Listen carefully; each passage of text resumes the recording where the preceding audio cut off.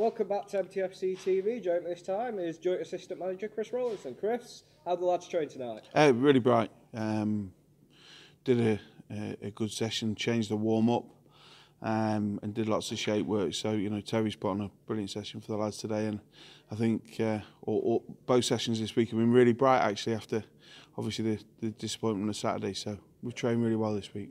We've lost our last three without scoring.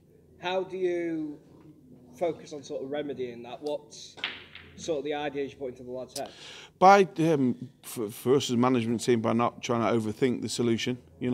What got us to where we were, we have done brilliantly, will get us back there. So if we spend hours still thinking about solutions and problems, of course we have to be respectful of opponents and form.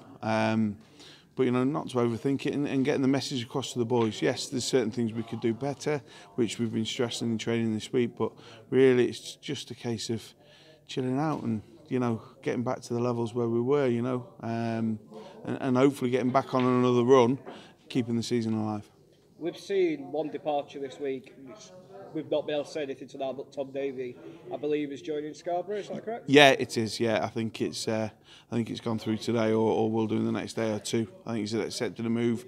I don't believe he'll be part of their squad on Saturday though. So I think it's for after that. Brilliant for Tom. He's struggled with his injury problems when he's been here, and Scarborough's a much better distance travel wise. So it goes with our blessing. He does really well. And after Saturday, of course. Will you be looking as a trio now to add to the squad, or are you happy with what you've got now after the recent departures? We've got the squad down to a manageable level, both financially and in terms of working with a smaller squad. I think there may be a market for one or two players to complement that, but it's not just about numbers and making sure we've got enough players now. It's about making sure that what we add is better than what we've got, or we'll fill a hole where maybe he's a bit short in terms of position.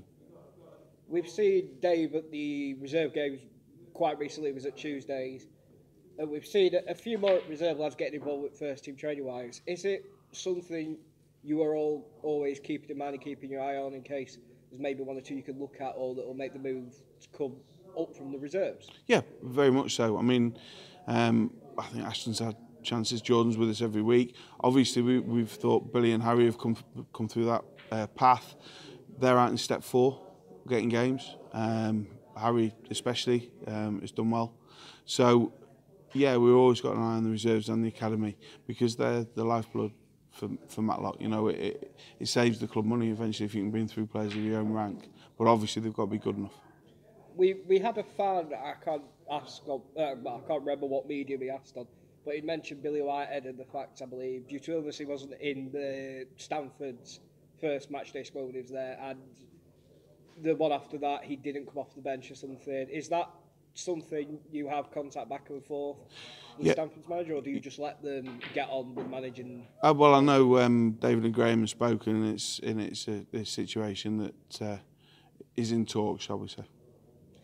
Do you see any more of the younger lads going out on loan, possibly, or do you think now you want to keep?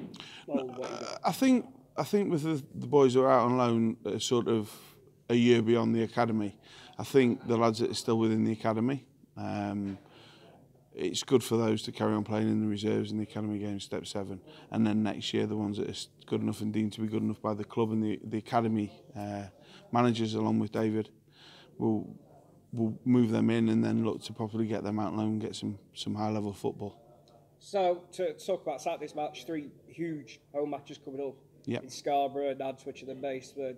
I don't think you could get 3 more difficult games on paper in a row, but going to that, is that a game you relish? Because I think on paper a lot of people look at it and go, well, Matlock, although they've picked up a lot this season from where they were, I mean, take nothing away from the past few games, it's miraculous to see where we've come from to where we are now. We'll still go in it as underdogs. Do you feel that's something lads will relish, feel like they've got a point to prove? I think the lads have got points to prove because of the last 3 results, or last 4 if you take Boxing Day into account. They'll relish coming up against good opponents where they want to challenge themselves, and to beat a big side down here. Our home form apart from the Gainsbury result, and our first result against South Shields has been pretty good. It suits us playing at home. We want to take the game to all our opponents down here.